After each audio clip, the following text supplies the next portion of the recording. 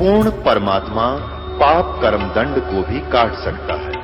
अभी तक जिस भी संत व महापुरुष से मिले, उन्होंने यही बताया कि पाप कर्म फल भोगने से ही समाप्त होगा। वो प्रभु कौन है जो पाप कर्म को काट देता है, वो काल के बंधन से छुड़वा देता है। उसका क्या नाम है, पूजा की विधि क्या है? कृपया अवश्य सुनिए जगत गुरु तत्वदर्शी संत रामपाल जी महाराज के अमृत वचन। फिर परमेश्वर ने उस बालक को बहुत सा ज्ञान कराया, रुचि से सुना। फिर कहने लगे, बाबा आपका कहाँ वो लोक जो ब्रह्मा विष्णु महेश से भी ऊपर है, वहाँ भी कोई और भगवान रहता है? परमात्मा बोले, चल बेटा तुझे वो लोक दिखाता हूँ। क्योंकि परमेश्वर ने अपने गवाचार करने थे इस बिचली पीढ़ी का पेटावरण के लिए, विश्वास दृढ़ करने के लिए कि आने वाले समय में कोई डगमग ना रह जाए और मेरे ये गवाह अपना एफिडेविट लिखकर चले जाएंगे। वही किया।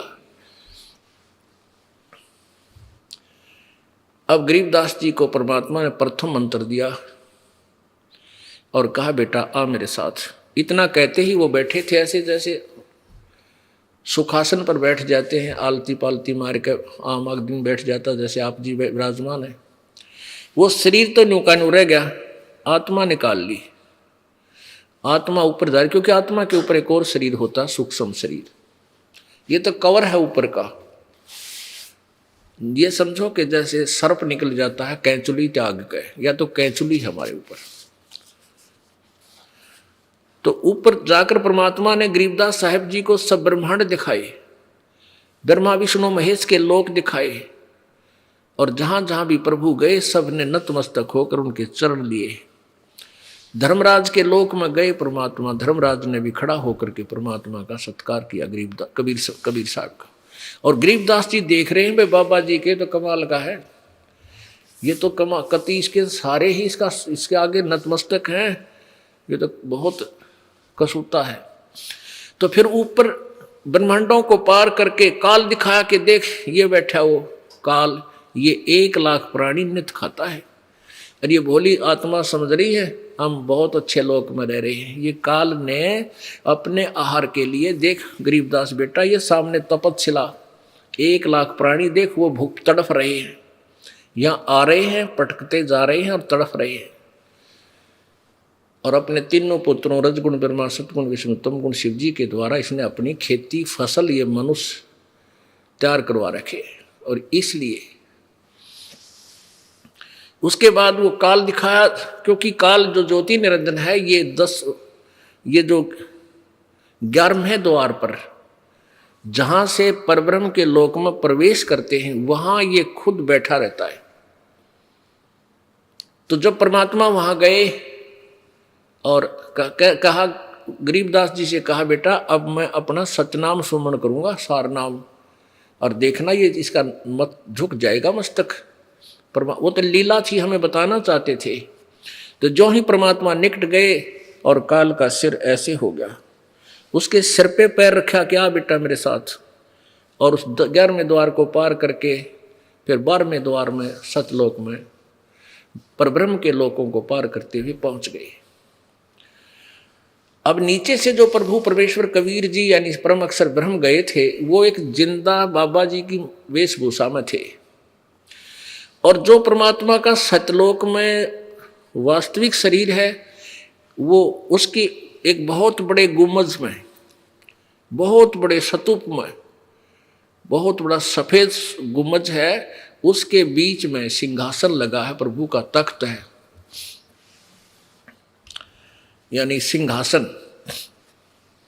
उस पर वो तेजों में शरीर वाले प्रभु वही कबीर देव अन्य रूप में विराजमान थे, जिसके एक रोमकूप में करोड़ सूर्य करोड़ चंद्रमा मिला दे, उनका प्रकाश भी फीका पड़े, इतना तेजों में शरीर उस प्रभु का है।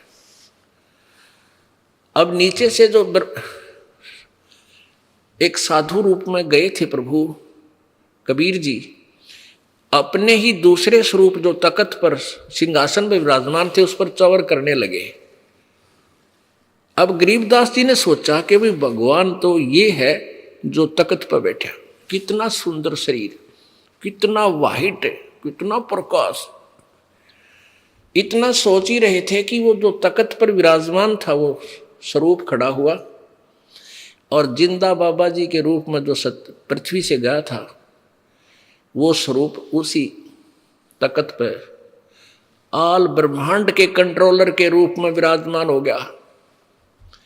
और जो तेजो में शरीर वाला प्रभु था वो चवर करने लगा, यानी जैसे नौकर करता है।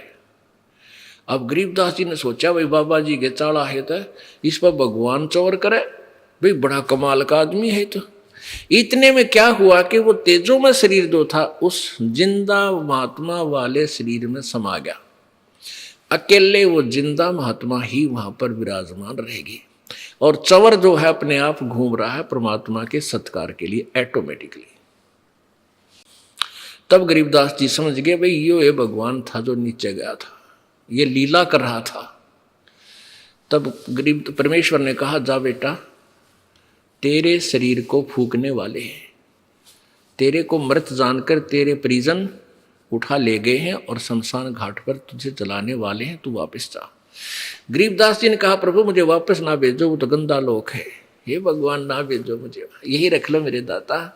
क्योंकि वहां जाने के बाद तो ये ऐसा लगता जैसे सुअर लेटे रहते हैं ना गंध में, और एक बहुत अच्छी चिप्स की कोठी में कोई व्यक्ति रहता हो और उसको कहा जाए कि जहाँ ये सुअर पड़े हैं गंध में तू यहाँ चला जा, वो नहीं जा सकता। तो सतलोक की तुलना में यहाँ के 21 ब्रह्मांड ऐसे गंदे लोक हैं, ऐसा इसमें गंध है, तो वापस इसमें क्यों करावे। जब ठीक है किसी का नशा हो गया, शराब पी रहा है, भांग पी रखी है, वो तो कितना पिड़ा रहे, उसने तो वो स्वर्ग दिखाई दे से। अब जिसकी भांग उतर गई, नशा उतर गया, उसको कैसे फिर वो कैसे पड़े उस गंदे लोक स्थान पर नहीं जा सकता, कोई धक्का दे तो नहीं जा सकता। तब परमेश्वर ने कहा बेटा अपना उद्देश्य ये है, सारी समझा दी शॉर्टकट में, कि सब अपनी आत्मा है, काल के जाल में फंसी पड़ी है, उनको निकालना है, तू जा वापस, ये मेरा आदेश मान ले और मैं तेरे साथ रहूँगा, तुझे वापस लेकर आऊँगा, और जा तू मेरी महिमा का गुणगान कर। उधर से क्या हुआ कि जब पाली वो गवाले दूर चले गए थे, दूध नहीं पिया था, 1-2 घंटे 3 घंटे के बाद वापस आई। उन्हें देखा रो बाबा जी तो चला गया, और वो लड़का जो लड़की का लड़का, क्योंकि ये भांजे थे वहाँ के, कि वो छोरी का छोरा यानी लड़की का लड़का कहाँ गया कि वो बैठा वहाँ। एक भक्त एक से कहा कि जा तू उसको बुला के ला, उसका टाइम हो गया, अपनी गायों को घेरेगा यानी ड्यूटी देगा। उसने आवाज़ लगाई कि एक गरीबदास नाम था परमेश्वर की प्यारी आत्मा का, लेकिन गांव वाले शॉर्टकट में बोलिया करें न, बोले ओ उसका गरीबू नाम दे रख रखा था, वैसे अपना जो एक न्यारा नाम होया करे गांव में। बोले ओ गरीबू खड़ा हो, आजा तेरी ड्यूटी आ गई, गायें घेर। अब वो गरीबदास जी तो जा रहे सतलोक में सैल सपट्टे को, और वहाँ तो शरीर ही था। आवाज़ लगाता लगाता वो गवाला वो व्यक्ति पकड़ के बच्चे जैसे शरीर को कहने लगा, वो भगत जी खड़ा हो तेरी ड्यूटी आ गई। अब उसको ऐसे छेड़ा, वो न्यू का गिर गया, कि उसमें आत्मा थी नहीं, तो प्राण थे ही नहीं, खत्म हो चुका था। वो तो हक्का बक्का रहेगा। उसने आवाज़ लगाई कि आ जाओ, लड़का मर गया, लड़का मर गया। वो पाली आ गए, फिर गांव में भागे गए। गांव में जब पता चला उनके माता पिता को इकलौता पुत्र था, 12 वर्ष में हुआ था, माता पिता भी बेहोश हो गए। पुत्र की इकलौते पुत्र की मृत्यु सुनकर हाहाकार मच गया। और छोटा सा गांव था, 30-40 घर थे उस समय, और सभी को शिहर उठे और भाग लिए उधर। तो 1.5 किलोमीटर दूरी पर, गांव से 1.5 किलोमीटर की दूरी पर वो पवित्र स्थल है जहाँ पर परमात्मा आए थे। आज भी वो यादगार उस गांव में बनी हुई है, सड़क के साथ में। ये दास आंखों देख रहा है, क्योंकि हम पहले वहीं छुड़ानी जाते थे, वहाँ हमारे गुरुदेव जाते थे।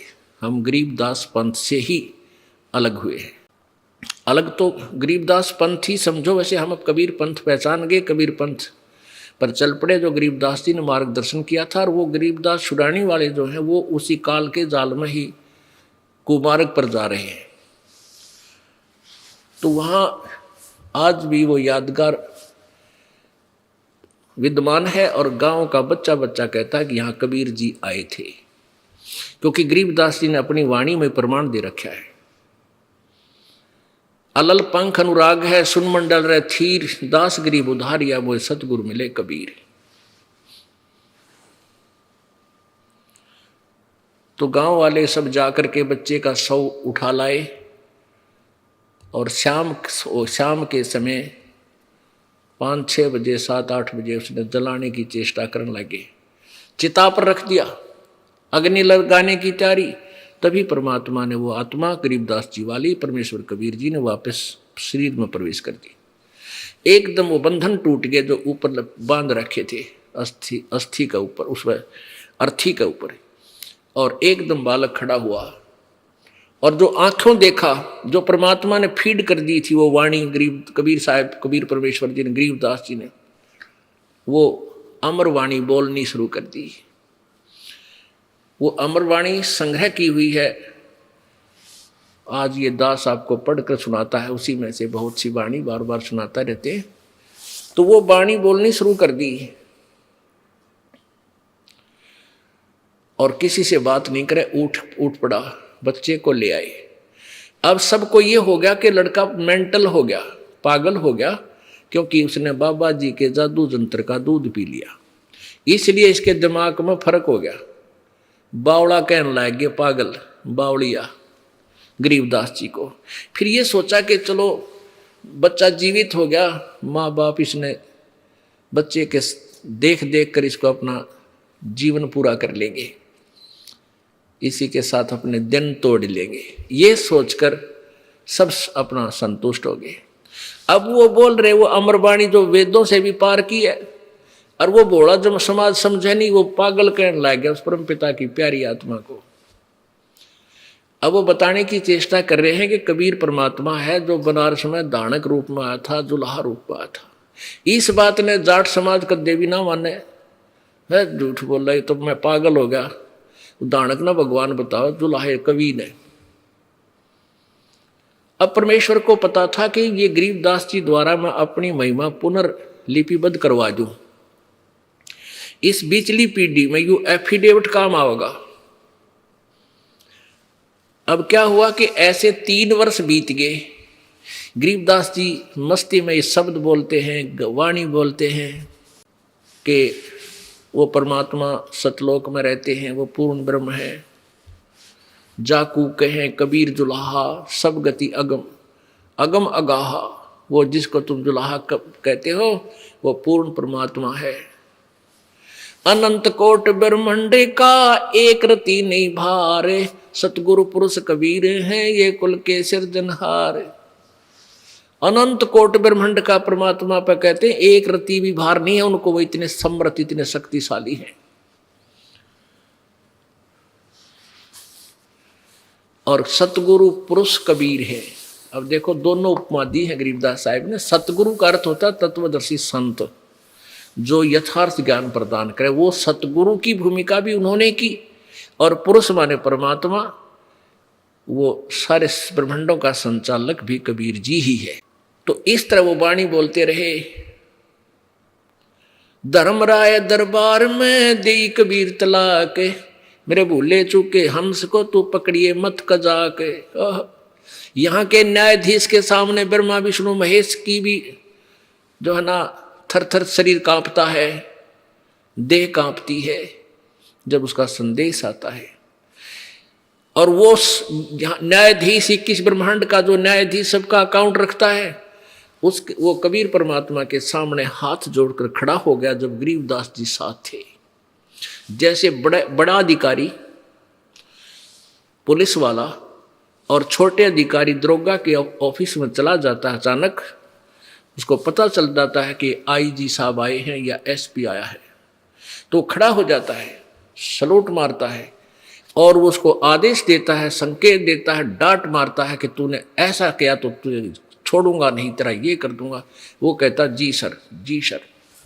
तो ऐसे कबीर परमात्मा के सामने 21 ब्रह्मांड का न्यायाधीश धर्मराज करबद्ध खड़ा हो जाता है और उसको परमात्मा डांट मारते हैं कि मेरे भूले चूके हंस को तू पकड़िए मत कजाक, ए नालायक, खबरदार जब मेरे कबीर हंस को, जिसने मेरा सही नाम ले रखा, उसको तूने पकड़ा, अकाउंट लिया तो मेरे से बुरा नहीं होगा।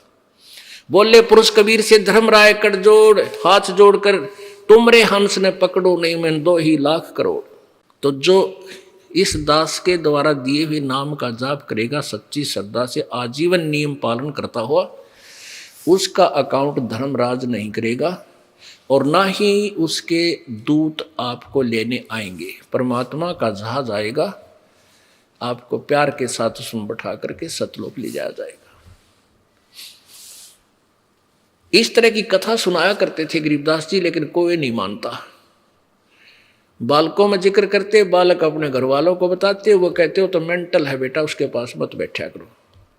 वो तो कबीर को भगवान बताता है, दानक को, दुल्हे को। एक दिन क्या हुआ कि एक दादू साहेब जी हुए हैं, दादू साहेब जिनको परमात्मा इसी तरह आकर मिले थे जैसे गरीबदास जी को मिले। जब दादू साहेब 7-8 वर्ष के थे,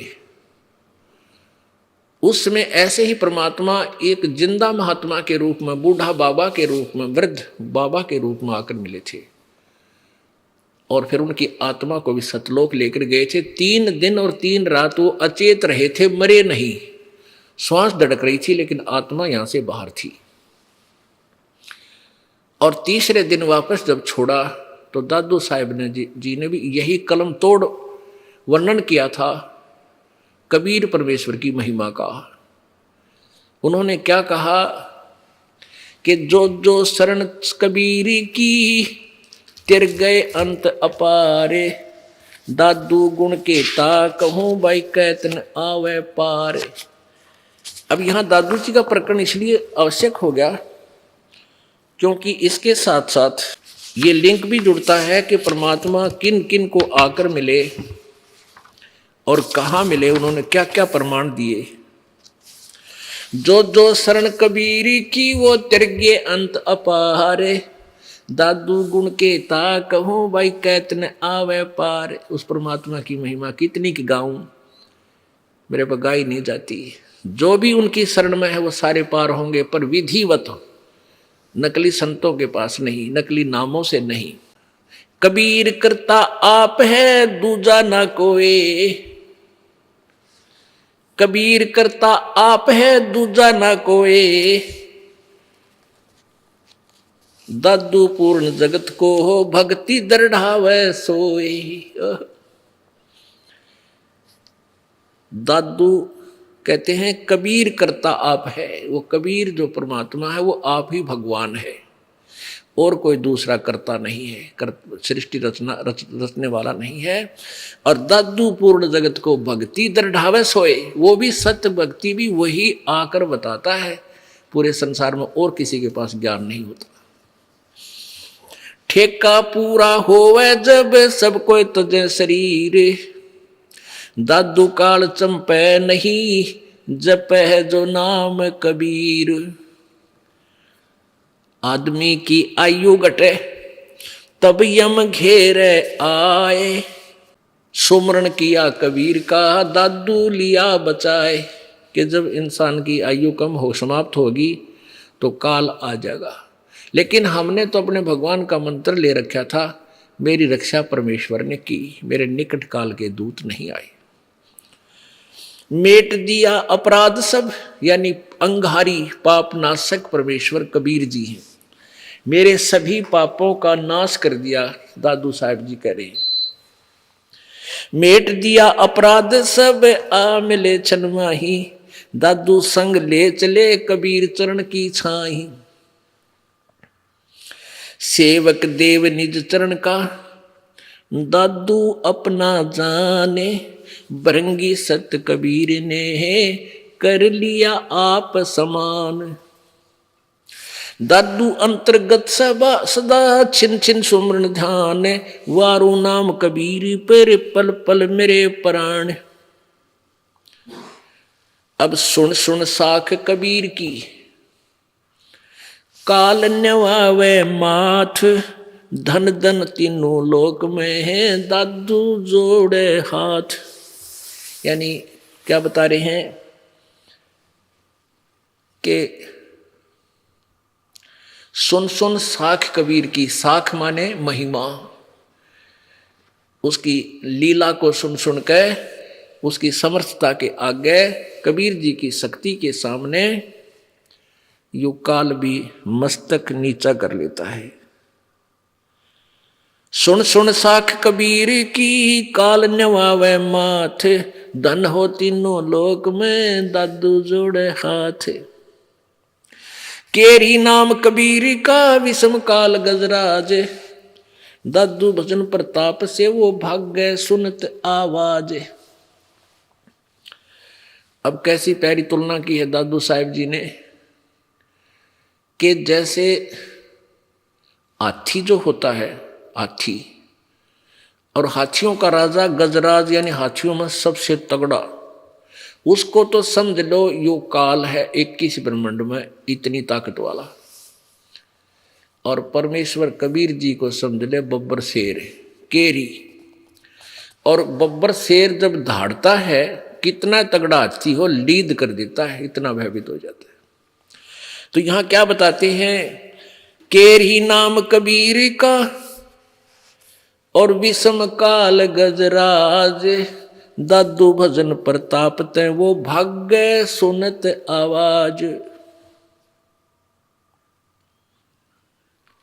पल एक नाम कबीर का, दादू मन चित लाए, अस्थि के असवार को हो, स्वान काल नहीं खावे।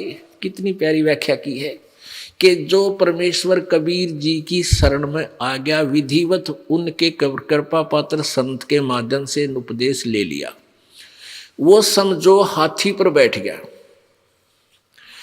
और सवार इसको काल को दादू साहब कह रहे हैं, ये काल समझो समान रूप है, यानी कुत्ते जितनी अक्षमता है। यहां हाथी से तुलना कर रहे हैं कि जो हाथी के ऊपर बैठ गया उसको कुत्ता हानि नहीं पहुंचा सकता कभी भी किसी प्रकार से। इतना आउट ऑफ रीच हो जाता, उसकी पहुंच से इतने बाहर हो गए आप, काल की मर्यादा में रहोगे। मर्यादा का मतलब है हाथी पर बैठे रहना, नीचे मत पड़ना। नीचे पड़ गिर गए तो अब वो कुत्ते तो फिर पाट देंगे आपको, वो तो पहले ही भौंक रहे हैं। आप जी फिर शरण से बाहर मत जाना। जो मर्यादा ये दास आपको बता रहा है उस मर्यादा में रहना, फिर आपके निकट ये काल नहीं आ सकता। ठीक है, दूर से भौंकते रहेंगे कुत्ते। आपने देखा होगा गांव में जब हम देखा करते हाथी आ जाता तो गांव की गली के कुत्ते सारे पीछे लाग लिया करते उसको, भौ भौ, और एक निकट नहीं आवे, 50 फुट दूर भौ भौ।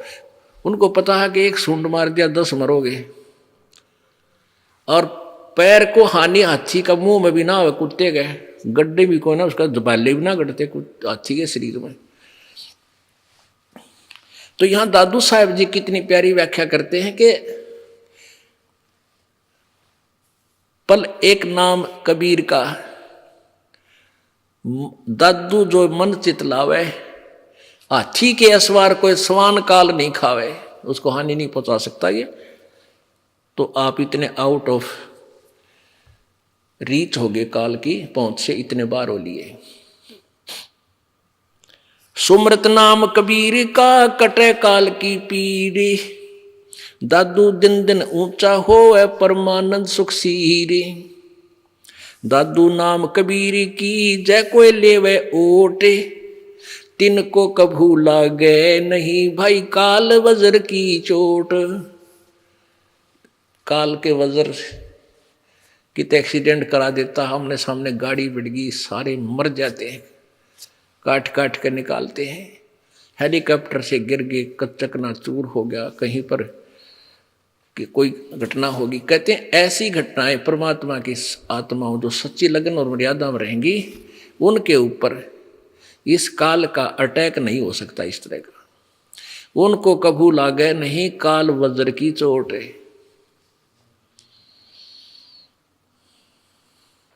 और संत सब कूपे हैं, केते धरिता नीर, दादू अगम अपारे है वो दरिया सत्य कबीर। कितनी प्यारी व्याख्या की। पुण्यात्मा, जैसे हम परमात्मा की परिभाषा में श्री कृष्ण जी को परमात्मा मानते थे, किस आधार पर?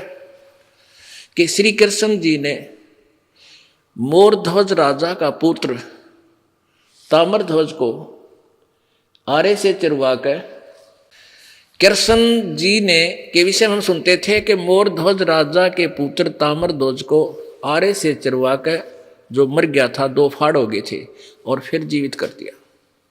इससे हम श्री कृष्ण जी को भगवान मानते थे। लेकिन अब परमात्मा के चानने में हमें दिखा, परमेश्वर कबीर जी के ज्ञान में, कि श्री कृष्ण जी अपने सगे भाणजे अभिमन्यु को जीवित नहीं कर सके, जो महाभारत के युद्ध में प्रथम दिन ही चक्रव्यूह में मारा गया था। इकलौता पुत्र सुभद्रा का और 5 पांडवों का कुल नाश हुआ था और कोई बालक नहीं था। श्री कृष्ण जी रो रहे थे, सुभद्रा रो रही थी और 5 पांडव हाहाकार मची हुई थी। श्री कृष्ण जी जीवित नहीं कर सके। क्यों नहीं कर सके? क्योंकि उनके श्वास उसके, और उनको क्यों जीवित कर दिया ताम्रध्वज को? उसकी आयु शेष थी, अभिमन्यु का प्रारब्ध इतना ही था, उसको चेंज नहीं कर सकता श्री कृष्ण। केवल कबीर परमेश्वर आयु बढ़ा सकता है, एक्सटेंशन कर सकता है, वो समर्थ पावर है। जैसे शॉर्टकट में आगे बताएंगे पूरा विस्तार 5 दिन में। एक कमाल नाम के बालक को मृत हो गया था, उसकी आयु समाप्त हो चुकी थी और परिवार वालों ने उसको जल प्रवाह कर दिया था। कुछ कबीले ऐसे हैं जो ना जमीन में दफनाते, ना सभा करते, अग्नि में जलाते नहीं, वो जल में प्रवाह कर देते हैं, वो जल प्रवाह कर देते हैं, मतलब एक विधिवत अपने तरीके से, परंपरा से। और वो तैरता हुआ चलता है मुर्दे के नीचे, ऐसा कुछ एक फूस का ऐसा बंडल सा बनाकर उसको ऊपर आदर से लटाकर चलते कर देते हैं, उस पर एक ज्योति सी जगा देते हैं। तो वहां वो बहता हुआ जा रहा था, तो कबीर परमेश्वर से कहा शेख तकी। शेख तकी कौन था? सिकंदर लोधी का धार्मिक गुरु था। और कबीर जी से ईर्षा करने लगा, क्योंकि सिकंदर लोधी के जलन का रोग किसी से आराम नहीं होता, परमात्मा के आशीर्वाद से वो स्वस्थ हो गया था।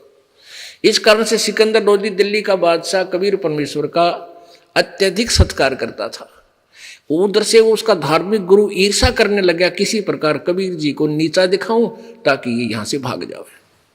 इस दृष्टिकोण से उसने ये शर्त रख दी अपने राजा के सामने कि यदि कबीर जी कोई मुर्दा जिंदा कर देगा मेरे सामने, क्योंकि कबीर जी ने सिकंदर लोधी ने महर्षि रामानंद जी ब्राह्मण का सिर काट दिया था, इस बात पर कि वो मुसलमानों से नफरत करता था।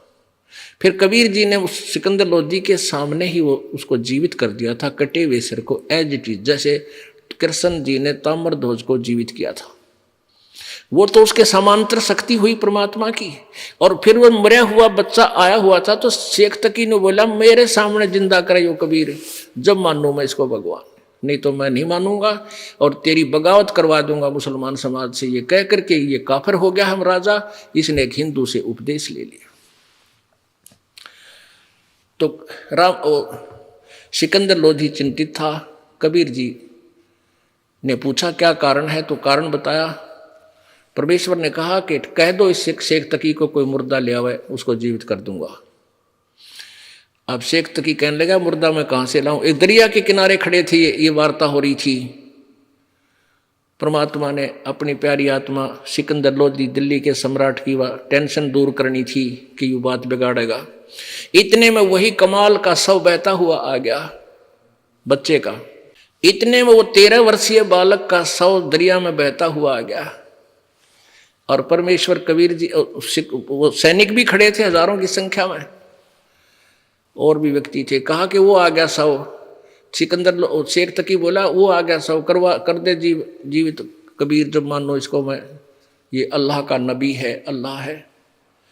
और सिकंदर कहता था ये भगवान आया है, क्योंकि उसके सामने जीवित कर दिया मरा हुआ कटा हुआ सिर महर्षि रामानंद जी का।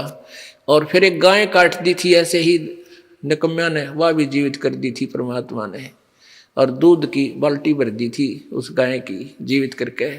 और फिर वो बच्चा आ गया, तब कहने लगा सिकंदर शेख तकी कहने लगा कि इसको जीवित कर दे, तो मानो तू भगवान है। परमात्मा ने कहा कि पहले तू कर ले, के बाद में नंबर बनावे। तो जंतर मंत्र करता रहा, वो तो चला गया 100 कम से कम भी 800,000 गज आगे पहुंच गया दरिया में, जहां वो खड़े थे उससे नीचे पानी की बह करके। तब शेख तकी ने कहा कि ये तो चाहता था मुर्दा निकल जाए किसी तरह, मुझे लगा दिया इसमें है, जब जानो ये भी कर दे। तब परमात्मा ने ऐसे कहा था, ऐसे कर दिया, यानी वो मुर्दा वापस चल पड़ा अपोजिट उस, यानी जिधर से पानी बहकर आ रहा था और बहुत आगे जा चुका था वो सब, परमात्मा के आदेश से वो वापस चल पड़ा। जैसे ये इंजन वाली किश्ती चला कर बैक फ्लो के विरुद्ध अपोजिट, और वहां आकर रुक गया। नीचे लहर पानी की जा रही है और वो सब ऊपर एज इट इज है। तो परमेश्वर ने कहा कि हे जीवात्मा जहां भी है, मेरे हुक्म से, कबीर हुक्म से इसमें प्रवेश कर और बाहर आ जा। इतना ही कहा था मालिक ने। उसी समय वो मुर्दे में ऐसे कंपन हुई, लड़का एकदम खड़ा होकर और बाहर आकर दंडवत प्रणाम किया। बोलो सतगुरुदेव। अब इससे वहां उपस्थित लोगों ने कहा कि कमाल कर दिया कबीर जी, कमाल कर दिया। उस बच्चे का नाम कमाल रख दिया और अपने साथ अपने पुत्र के रूप में परमात्मा ने उसको रख लिया। अब ये दास क्या कहना चाहता था, दादू साहेब की इस वाणी को क्लियर करने के लिए, और संत सब कूप हैं केते झरीता नीर, दादू अगम अपार है ये दरिया सत्य कबीर। अब जैसे और संतों की, भगवानों की महिमा भी कुछ मिलती जुलती है। जैसे एक तो कुएं में जल है, कूप में, एक कोई झरना बह रहा है, झरीता नीर, वो सीमित होता है, वो सफिशिएंट नहीं होता। एक जैसे छोटा सा तालाब होता है। अब ऐसे समझो कि कुछ तो संत जिनकी तुम महिमा से परिचित हो भगवानों की, उनमें से समझो कुछ तो कूप हैं, वो भी काम चलाओ जल सहारा दे देते हैं, और कुछ जरीता नीर यानी झरने बह रहे हैं थोड़े बहुत, वो भी कुछ क्षेत्र में राहत दे देते हैं। लेकिन दादू अगम अपार है, वो दरिया सत कबीर हो दरिया, जिसके पानी का कोई और छोर ना हो। उसमें तो कितनी नहर भी निकाल ले, नहा भी ले, धो भी ले, कितनी सच्चाई कर ले, फिर भी उसका अंत नहीं।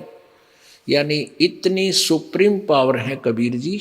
और दूसरे हैं वो छोटी मोटी राहत वो भी दे देते हैं, लेकिन वो पूर्ण मोक्ष नहीं कर सकते, आपके आयु में वृद्धि नहीं कर सकते, आपके प्रारब्ध में परिवर्तन नहीं कर सकते। अन्य संत ना भगवान, केवल कबीर परमेश्वर परम अक्षर ब्रह्म ही आपके प्रारब्ध को चेंज कर सकता है।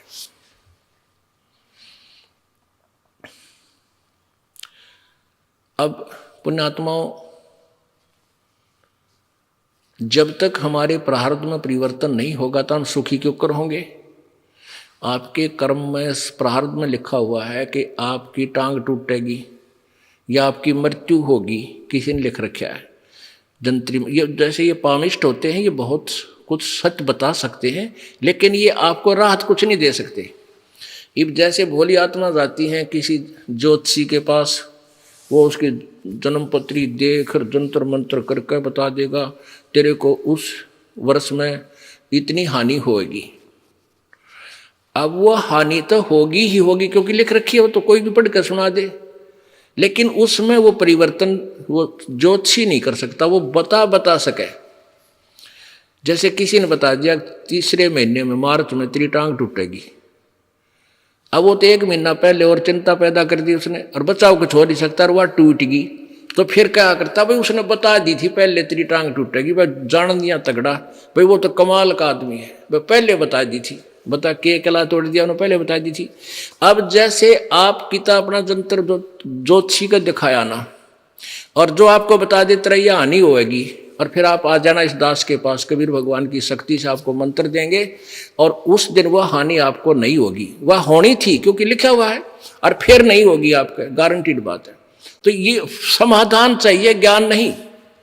उस ज्ञान से क्या पता सारा मिल गया तेरा टांग टूटेगी, और हम कहेंगे नहीं टूटेगी, ये मंत्र जाप करना मर्यादा में रहना, तो वो चेंज होगी, वो बदल दिया आपका, आपके ऊपर आने वाली आपत्ति परमात्मा ने टाल दी। तो इसलिए भगवान की हम ढूंढ रहे हैं जो हमारे प्रारब्ध में आने वाले कष्ट को, संकट को दूर करे।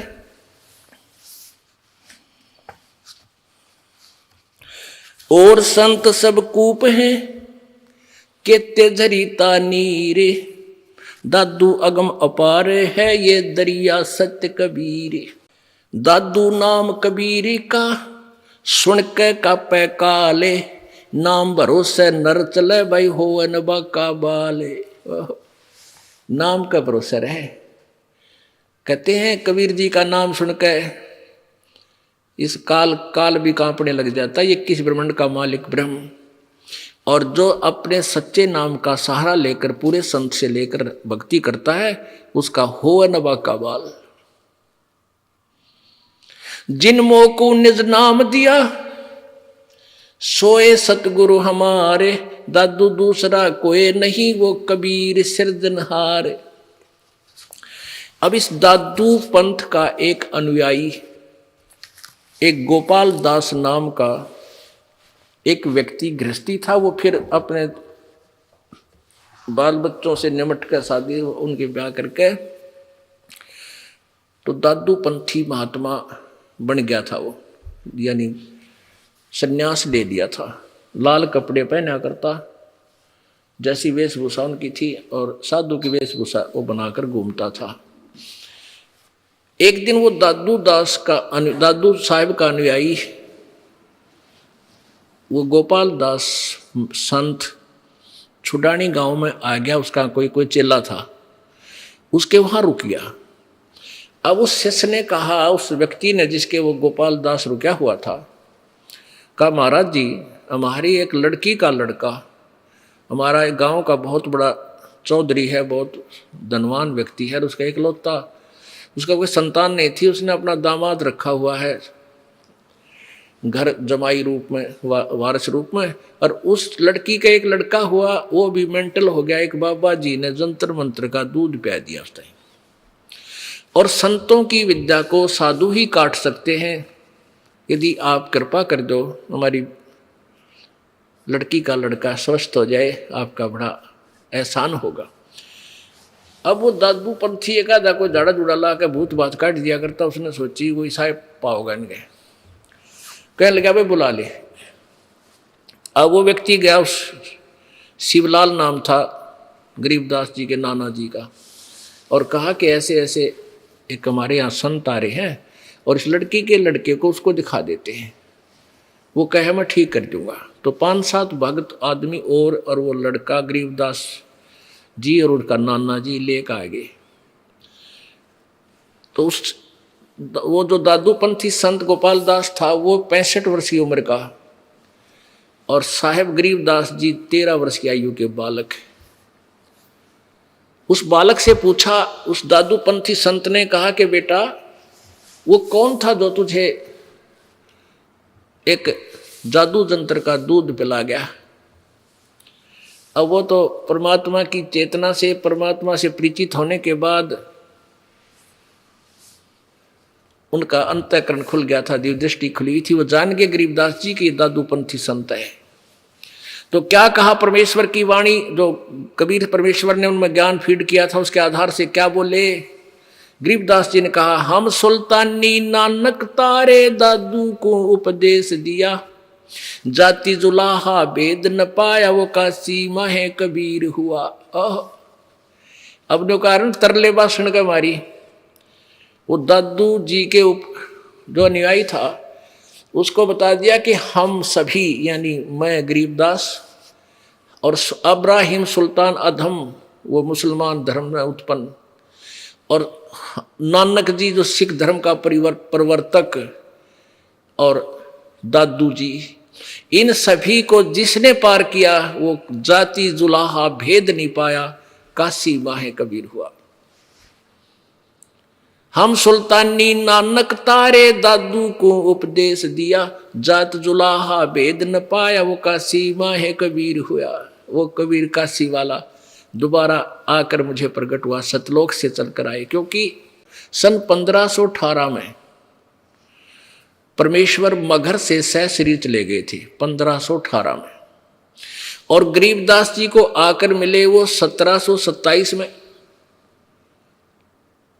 199 वर्ष बाद, यानी मगहर से सहस्री जाने के सतलोक से वापस 199 वर्ष बाद फिर आए, 200 वर्ष बाद समझ लो। सन यानी सन 1717 और सन 1518, ये फिर 27 यानी 210 वर्ष, 209 वर्ष समझ लो। तो वो परमात्मा फिर आए। तो कहते हैं हम सुल्तानी नानक तारे, और दादू को उपदेश दिया, नाम जात जुलाहा, वो दानक है। कबीर काशी माए कबीर, जात जुलाहा उसका भेद नहीं पाया, वो काशी माए कबीर, वो परमात्मा मिले थे मुझे आके। अब कबीर परमेश्वर की महिमा दादू पंथ, दादू साहब के ग्रंथ में भी कलम तोड़ लिखी हुई है, इसको वो दादू पंथी भी पढ़ रहा था। अब इस तरह काफी परमात्मा, फिर तो गरीबदास जी लगे रहे, वह वाणी सुनाते रहे। गैबी ख्याल विशाल सतगुरु अचल दिगंबर थीर है, भक्ति हित काया धराए वो अवगत सत कबीर है।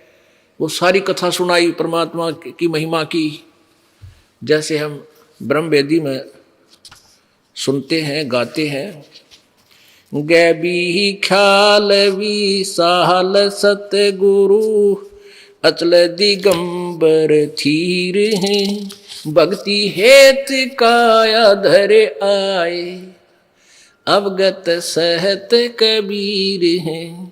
नानक दादू अगम अगाधू, तेरी जहाज खेवट सही, सुख सागर के हंस आए, भक्ति ही रंबरे उर्धरी, कोटि भानु पर कास पूर्ण, रोम रोम की लार है, अतल अभंगी है सतसंगी, अवगत का दीदार है।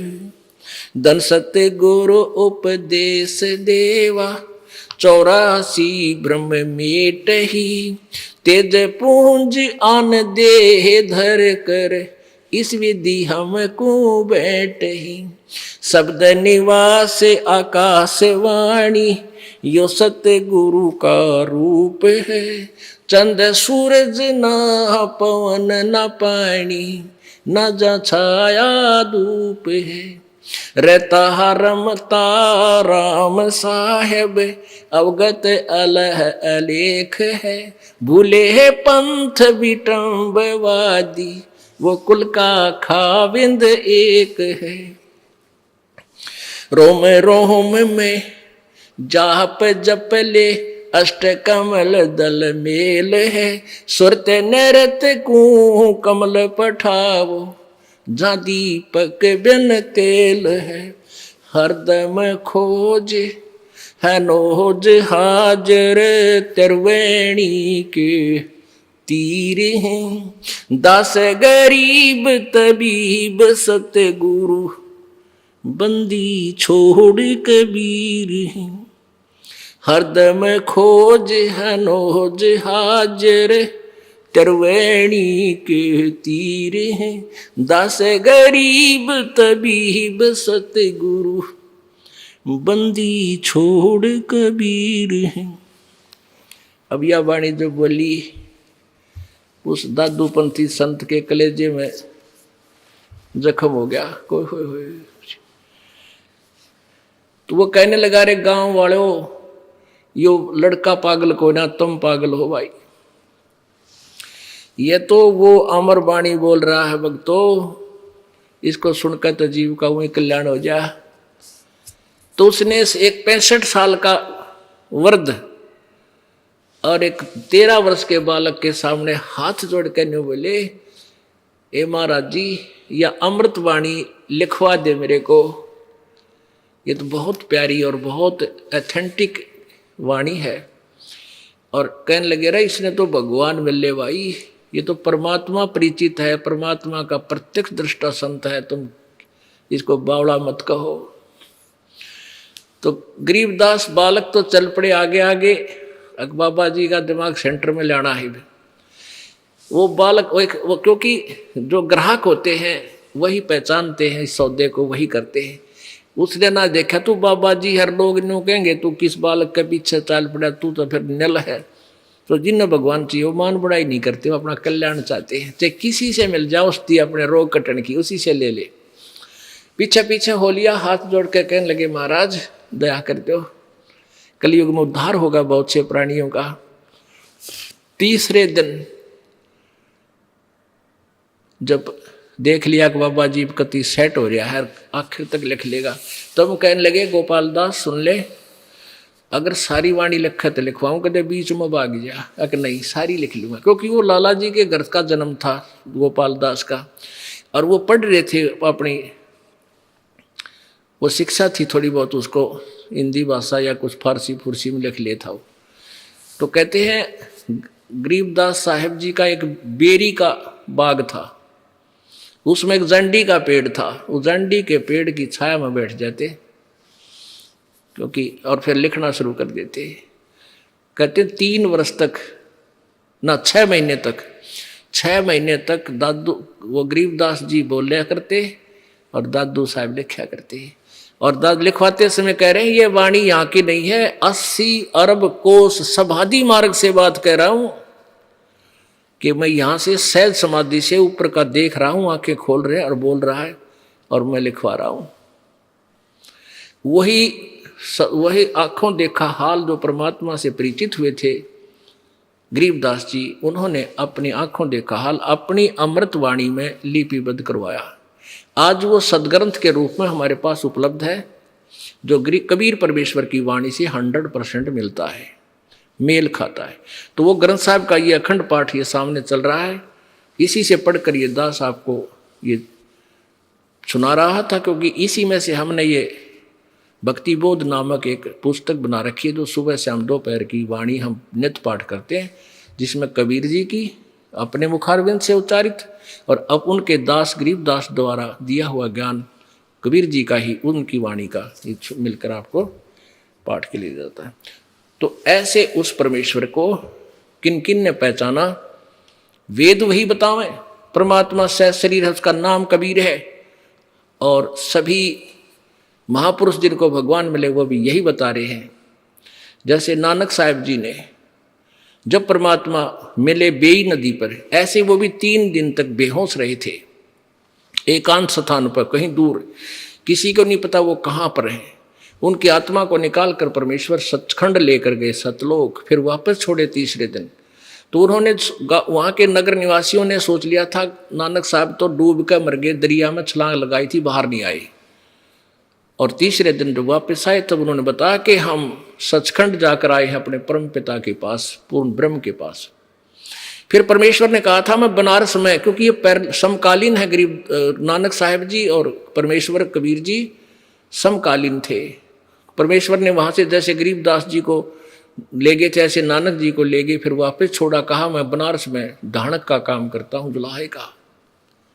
वहाँ आए जब देखा सामने वही परमात्मा जो सारे ब्रह्मांडों का रचनहार सतलोक में यही सूरत देखी थी, तो उन्होंने अपनी वाणी में लिखा है, बोला है, एफिडेविट दिया है, और वो गुरु ग्रंथ साहिब के पृष्ठ नंबर 24 यानी 24 पर लिपिबद्ध है। फाई सूरत मलुकी वेश ए ठगवाड़ा ठगी देश खरा सियाणा भोता भारी धानक रूप रहा करतार। तो यही गरीबदास जी कहते हैं हम सुल्तानी नानक तारे दादू को उपदेश दिया, जात जुलाहा भेद न पाया वो काशी माहे कबीर हुआ। बोलो सतगुरुदेव सत साहेब। परम पिता परमात्मा पूर्ण ब्रह्म सारी सृष्टि के रचनहार कुल मालिक कबीर देव, कबीर साहब, अल्लाहु अकबर, अल्लाह कबीर, गॉड कबीर, ये वही परमात्मा है जो बनारस में एक जुलाहे की भूमिका करके अपने तत्व ज्ञान को प्रचार करके सशरीर आए थे, सशरीर अपने निज धाम सतलोक को चले गए। उनका कलयुग में समय रहा सन 1398 अर्थात संवत 1455 से सन 1518 अर्थात संवत 1575 तक वो परमात्मा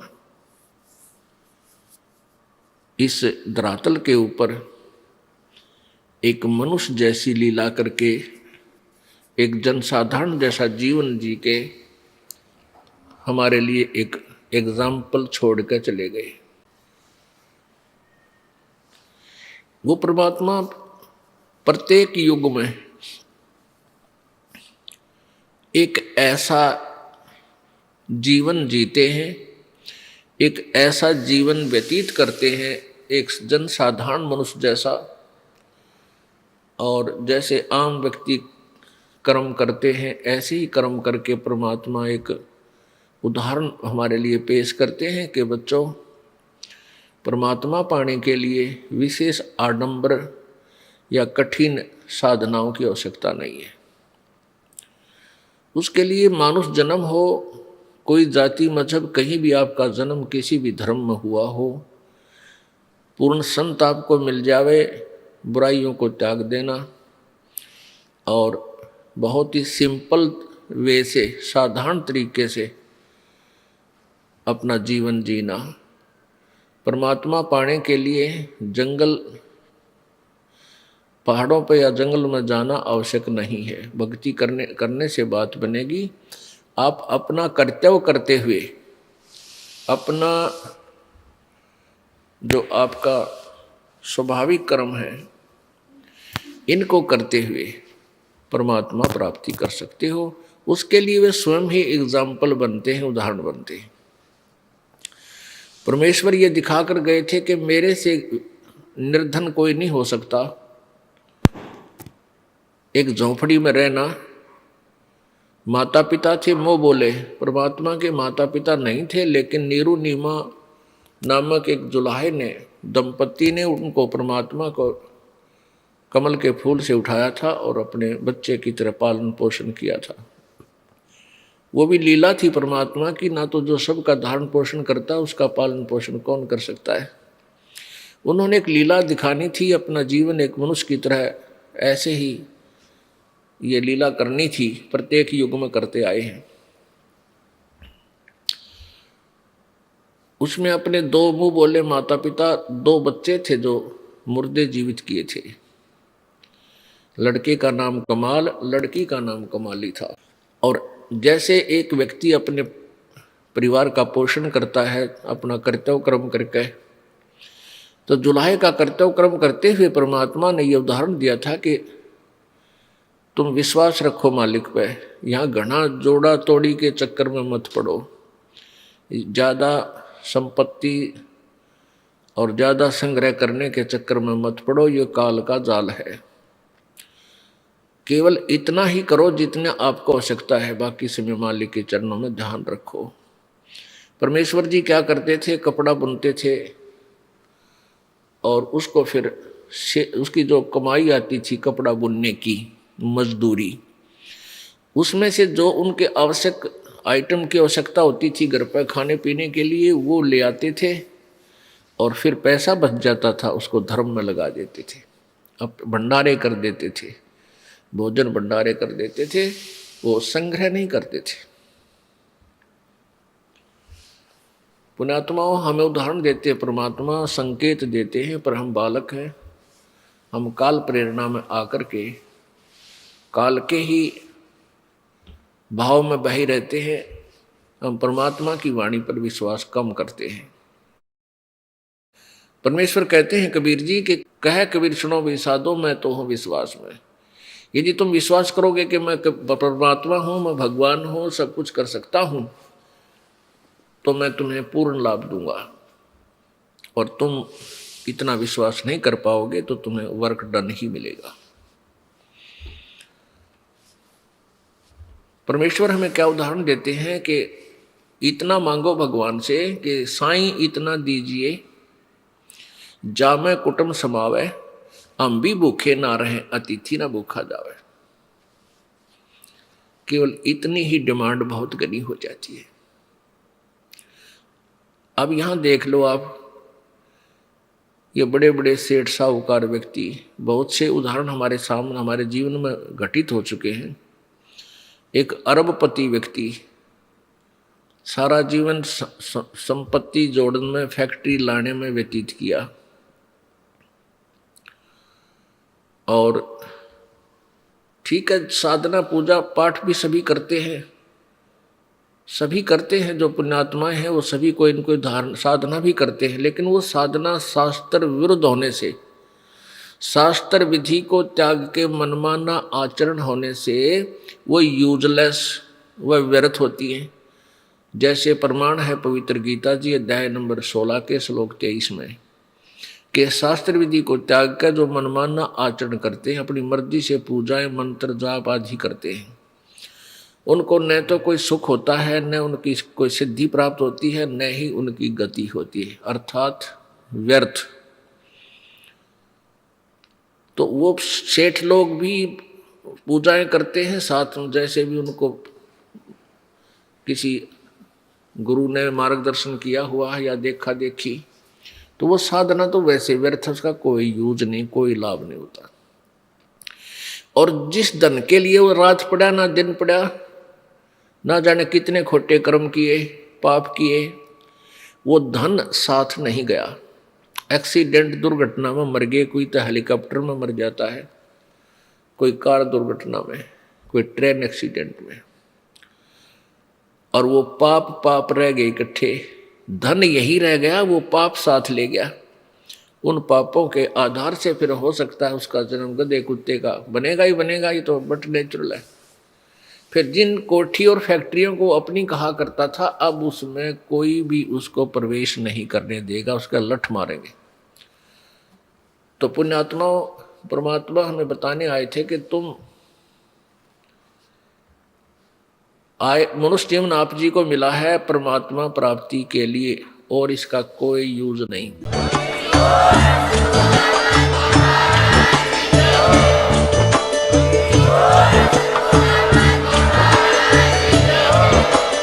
आप सुन रहे थे जगत गुरु तत्वदर्शी संत रामपाल जी महाराज जी के मंगल प्रवचन। अधिक जानकारी के लिए विजिट कीजिए हमारी वेबसाइट www.jagatgururampalji.org। संत रामपाल जी महाराज जी के शुभ आशीर्वाद से पूरे विश्व भर में 500 से भी ज्यादा नाम दीक्षा केंद्र हैं, जिन पर संत रामपाल जी महाराज जी द्वारा ऑनलाइन निःशुल्क नाम दीक्षा दी जा रही है। अपने नजदीकी नाम दीक्षा केंद्र का पता करने के लिए संपर्क करें 8222880541।